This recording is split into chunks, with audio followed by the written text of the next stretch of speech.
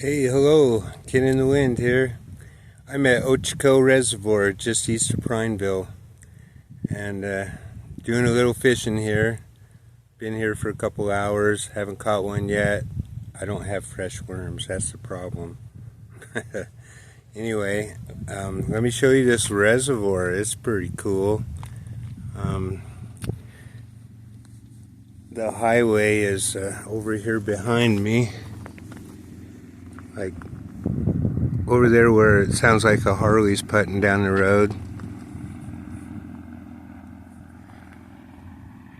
And here is my Harley, my 05 Road King. It's pushing 100 cubic inches, got an Oil & Sands air cleaner on it. Yeah, it runs really good, I love it. There's my logo.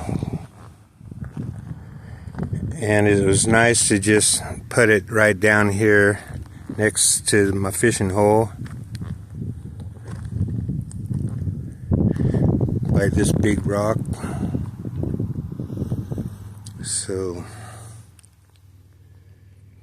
there's a campground right up there on top of the hill, paved path that goes around.